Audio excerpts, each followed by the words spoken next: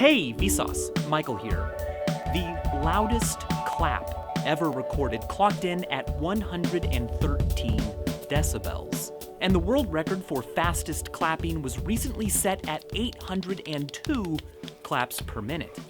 Clapping is the most common human body noise others are meant to hear that doesn't involve the vocal cords. It's a great built-in percussion instrument.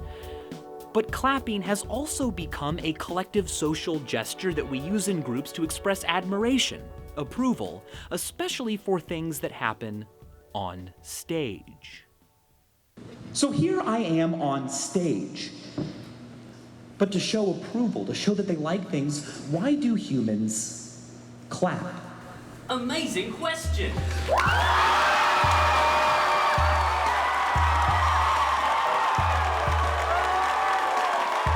When applauding, a person creates claps at a rate of about 2.5 to 5 claps per second. Kinetic energy from the hands is converted into acoustic energy, mainly within the 2200 to 2800 hertz range, the frequencies clap-on, clap-off devices detect. But many other frequencies are created during a single clap, and different hand positions create different spectra of frequencies, most of which are not whole number multiples of each other, which is why a clap can't make a musical note, a discernible, definite pitch, the way a clarinet or piano or the human voice can.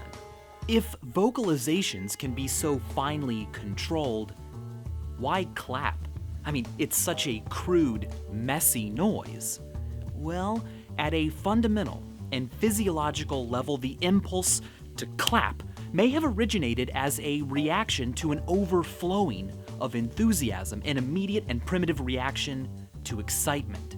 Stephen Connor colorfully puts it this way: if the distinctive sound of the human is the sound of language, then sound produced from other places than the mouth always has the taint of the gratuitous, the excessive, or the proscribed. Clapping is the benign superflux of the body, the diarrhea of sound. He calls it a spilling over of feeling, a burst of energy unfiltered by language or thought. It's a way to burn off extra enthusiasm, but if clapping is so natural and involuntary to the individual, how did it become coded into Western etiquette, an expected behavior you sometimes feel pressure to do, even if you don't want to? Desmond Morris called modern clapping patting a performer on the back from a distance, and other theories have called clapping high-fiving yourself for something someone else has done. But in its current form, there is another thing, besides yourself and the performance, that might be truly driving applause, a superorganism called the crowd. A study published in the Journal of the Royal Society found that an individual's contribution to applause seems to have less to do with their actual opinion as to the quality of the performance and has more to do with the behavior of the collective group. The anonymous group voice aspect of applause also makes sense when you consider the fact that clapping is a great equalizer. Studies have shown that as opposed to vocalizations, which can betray a lot about the people who make them, subjects cannot guess better than chance whether the clap they hear is from a man or a woman, nor can they guess the size of the individual based solely on the sound of their clap. Clapping may have become the standard nonverbal gesture of admiration because it is arguably the loudest, the easiest, and the most democratic. Performers can't hear a thumbs up or a wink. Not everyone can snap their fingers, and clapping is less disruptive than stomping feet or waving around big objects. Moreover, historically, authorities have encouraged clapping. In the 6th century BC, Cleisthenes came to power in ancient Greece as a democratic reformer and made behaviors like clapping a civic duty, the proper way for the masses to express admiration for their leader. There wasn't enough time for everyone to meet and greet his or her leader, but they could all greet their leader together as one super organism with one voice: applause. By the early 19th century, the desire to code appropriate group reactions and encourage them by example was quite official. Agencies offered claques for hire, professional applauders who would memorize operas, attend them like normal opera goers, and clap, cry, or laugh at appropriate times so that the actual audience would know when to properly do what. It's interesting that 5 or 6 months after being born, human babies begin to realize that their hands can work together.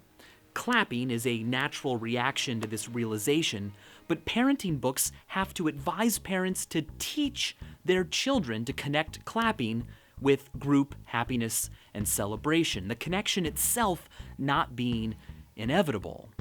To this day, applause signs reinforce audience behavior simply because those with authority are requesting it. Not because it is a natural reaction, but because it can be, and historically has been, socially imposed. So, what's the future of applause? Well, last week I hung out with the guys from Grand Illusions, really fascinating channel, and they pointed out something strange. How many times have you listened to your favorite song? Probably quite a few, right? You've listened to songs you don't like plenty of times.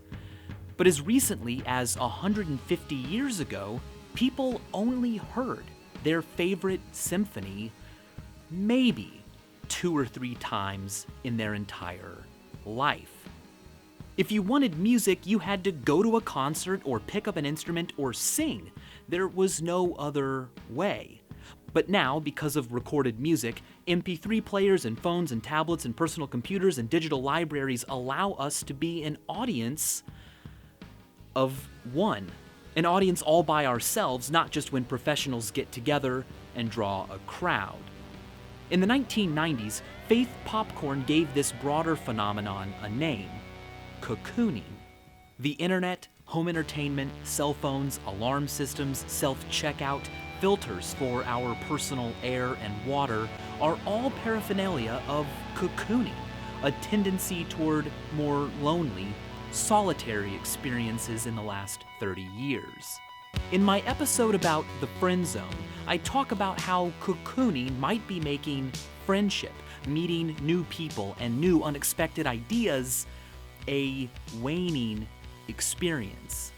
But applause is safe, right? I mean, applause isn't about meeting new people, it's about becoming them, becoming a superorganism that speaks with one unindividuated roar. And concerts and live performances are still big parts of our lives.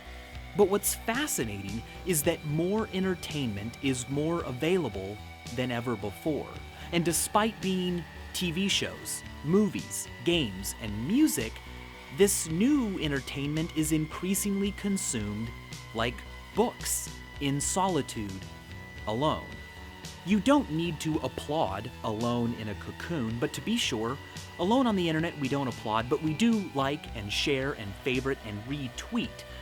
Those actions might be a sort of ersatz applause. In real life, your clap is lost in the crowd, aggregated into the total sound, and online, so are your likes and favorites. They join a collective gesture as a sort of digital applause. A pessimist might feel like these new collective gestures are hollow, lonely, a sad replacement for actual social experiences. But what's really happening?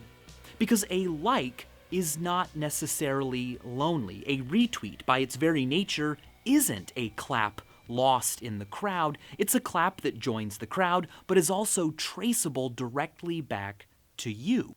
Maybe cocooning, maybe the rise of applause substitutes like digital applause is something to be worried about, or maybe it's the natural result of having so many applause-worthy things just a few clicks away. We can't applaud all of them, so we have evolved more scalable reactions, which, incidentally, are more personal.